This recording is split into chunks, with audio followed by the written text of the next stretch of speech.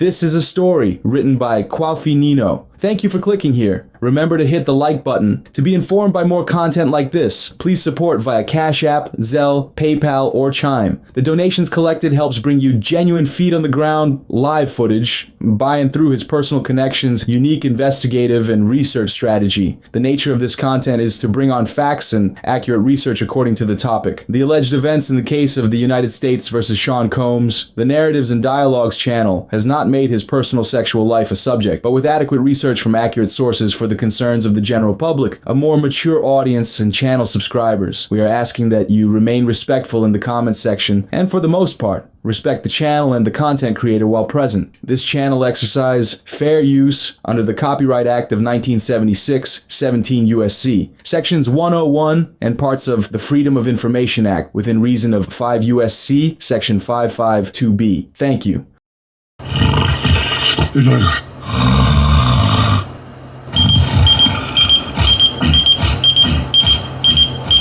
Who the fuck is this? It's Major Media 546 in the morning.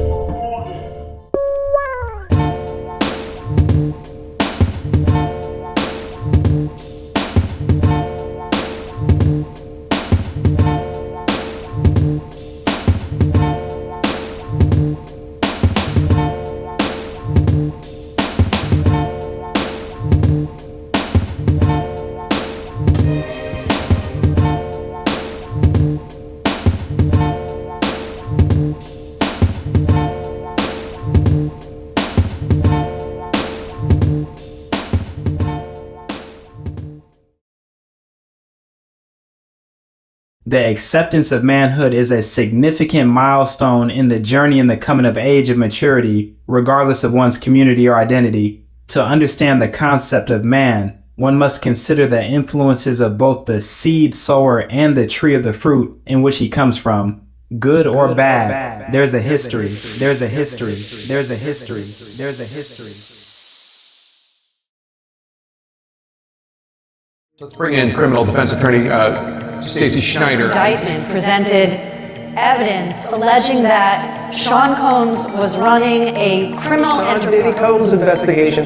New surveillance video shows Combs being taken into custody in a Manhattan hotel. Sean Diddy Combs is locked up in a federal jail that has been plagued by harsh conditions and violence. Metropolitan violence.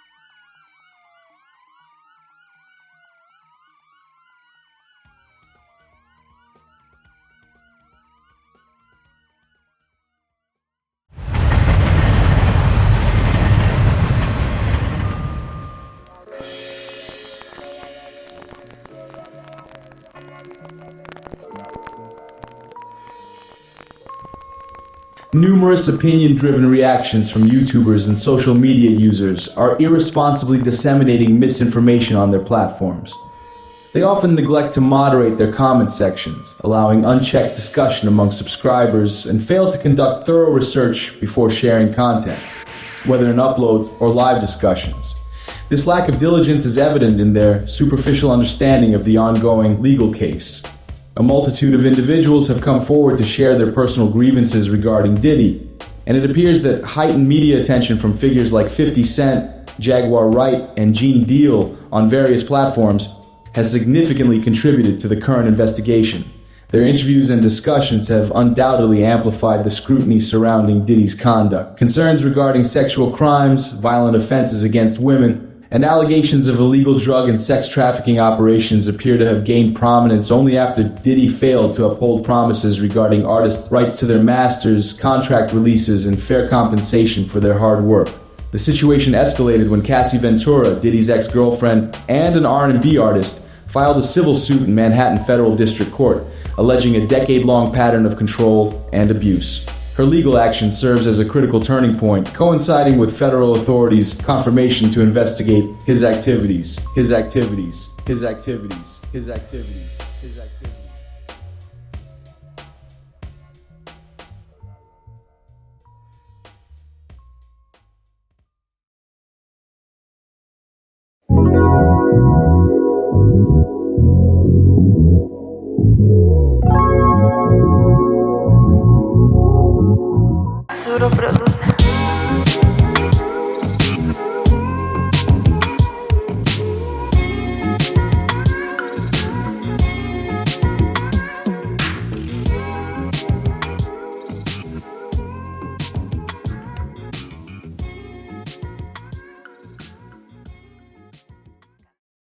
From a mental health perspective, we can look at the criteria that Diddy shows for certain diagnoses. We can't make an assessment without actually talking with them because, Diddy is very complex. His complexity includes the success that he experienced in life. We can look at Diddy's life and see signs of antisocial personality disorder. And this isn't a label, this isn't to label him. But ASPD is often tied to a disregard for other people's boundaries or rules, for disregarding rules and impulsivity and a lack of remorse for our harmful actions. So we saw this play out in his involvement in a nightclub shooting with J-Lo in, I think it was 1999. And his other legal issues. So this kind of impulsivity and disregard for other people's rules and disregarding for others' feelings. So people that have that disorder, they often don't respect other people's boundaries, including breaking the law, which he has a history of that. That definitely addresses the relationships he's had. Money doesn't make you automatically a good person, but money and resources with the added addition of any kind of criteria for being a narcissist, right? You can then have resources that can contribute to others acknowledging your identity.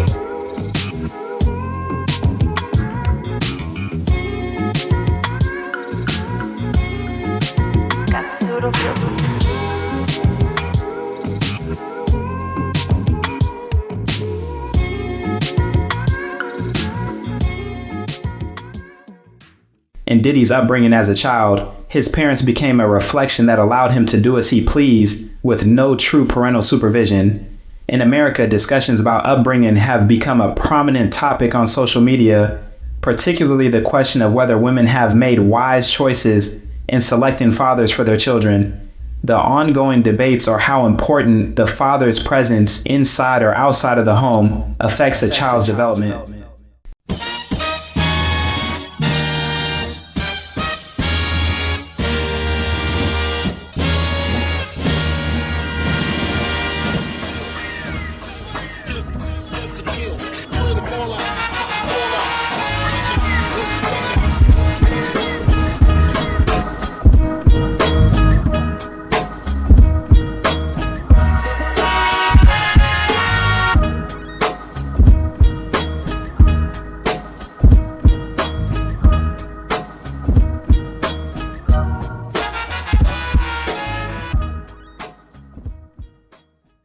Kwaufi, as a person who has studied law, what are your concerns about the allegations about Diddy and the charges filed? That he may do some harm to himself. This whole case has aged this man 20 years or more, it seems. I do believe in due process rights, and I understand the public's concern about him not getting bail simply because the powers that be, the powers that be, the powers that be, the powers that be, the powers that be, the powers that be. I just think that everybody deserves a fair chance in court. apparently, people don't understand the law. And with the law, there is a due process. He's like a monster, a boogeyman to everybody. They compare this to the O.J. Simpson case. We all know O.J. Simpson was fucking guilty. But because people did not let the law take its place, and they tampered with evidence, false allegations, they wanted this man to be arrested so bad. If it doesn't fit, you must acquit. It ruined the case. I would say that you're innocent until guilty. Every man should ever stay in court. Diddy did not have a bond, and that was for a reason. Only he knows what went on. But not just one man could do all this stuff. Not one man.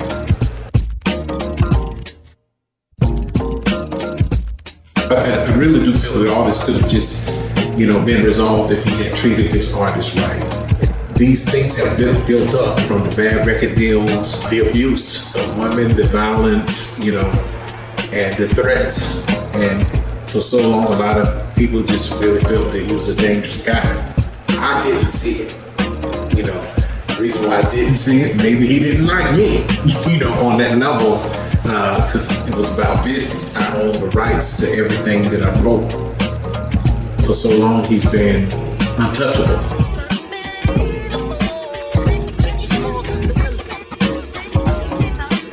This goes way beyond him, way beyond Bad Boy Records.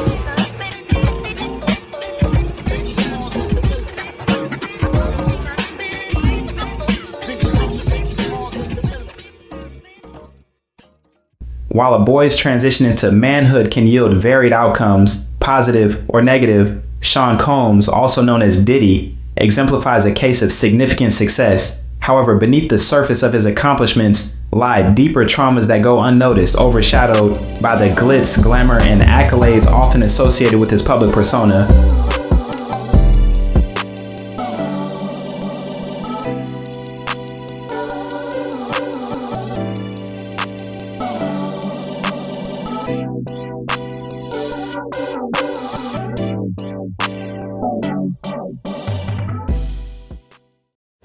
The things and the issues and the challenges and legal issues, we're not aware really where it began. It could have been not just only his need to have control over his environments, it could also be boredom, because he had access to a lot of things. So at what point does somebody who has access, there's a saying about what do you get somebody for Christmas who has everything, versus somebody who has no income or no resources, and they still out trying to find a relationship and find somebody to validate who they are. But once you get some other people to have validation of who you are, then what? There was the whole idea of success. I need to have success in my business, in my relationships, in my marriage, and so he projects that image. But really, what happens on the inside, whatever Diddy may have been feeling, we won't know until we talk to him. So when we look at Diddy's relationships, especially with Cassie, it's clear there are patterns of emotional manipulation and power dynamics at play. Sometimes his treatment of her and other women and other men lacked a lot of empathy. There were patterns of emotional manipulation and power. So his treatment of others, and because of this criteria for narcissist personality disorder, people that have that diagnosis, I'm not trying to say that Diddy had that, but if he had a narcissist personality disorder, he would absolutely need other people to help him identify who he is by gaining control over them. That would be one of the criteria, that he needs not only to identify himself by his resources, he needs others to acknowledge his resources and others acknowledging how important he is. He already has the keys to some pretty exclusive places, and now Sean Diddy Combs can add New York City to that list. It's Diddy Day. I want to thank y'all for this honor and just recognizing me being from New York, giving me the key to the city. Diddy finally has the key to the city.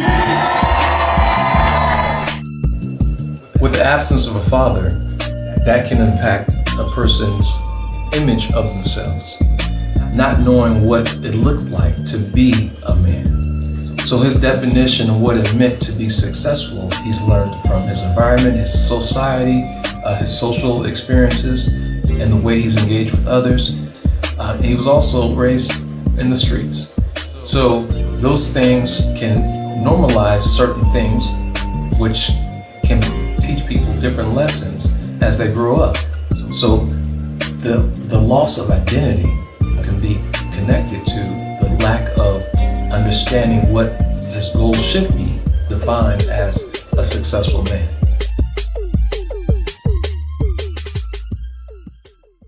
Human behavior is cultivated starting from within the home, particularly around the family dinner table. In many Black families, the presence of both a mother and father is unheard of and seems to be a negative cycle that cannot be broken. The family table creates a crucial dynamic if there was a table to begin with. If you were the latchkey kid with no siblings, you basically grew up on your own, fending for self, which has often led to bad habits picked up outside of the home.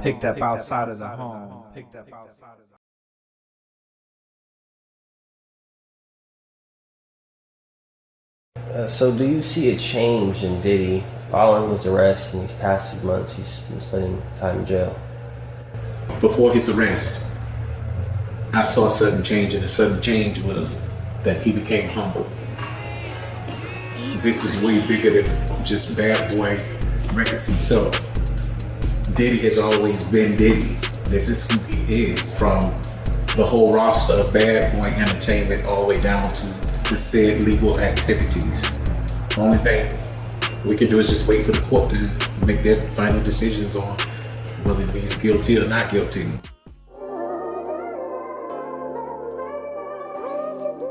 He knew to seek legal advice because time was running out. It's like time is up. The man looks tired. He looks like he's been through hell. He was spending the final days with his children, his family. You can find him in the general public at a park just out with regular people, looking at birds, trees, ducks, just anything. I just say that maybe he knew that he took advantage of freedom the wrong way. So he finally understood that he's doing something wrong. Yes, sir. Or did he already understand what he's doing was wrong, but now that he's finally got caught, he wants to accept his fate and maybe show that he's not such a bad guy? I'm the type of person that I look more of not what you did, but why you did and where it stems from.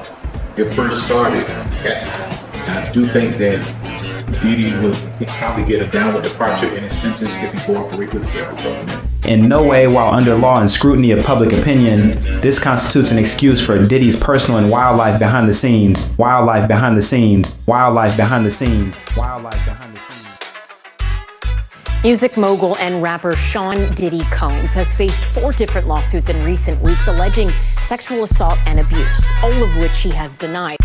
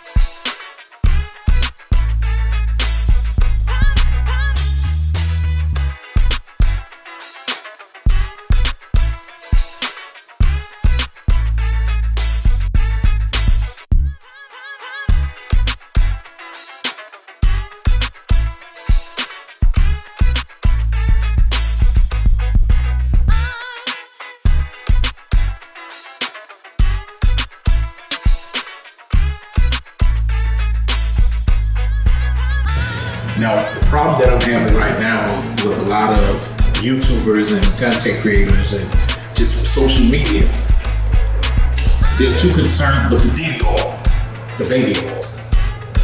What I care about is the fact that someone has been harmed, has been drugged against their will, or children are involved. That's the problem that I have at this point.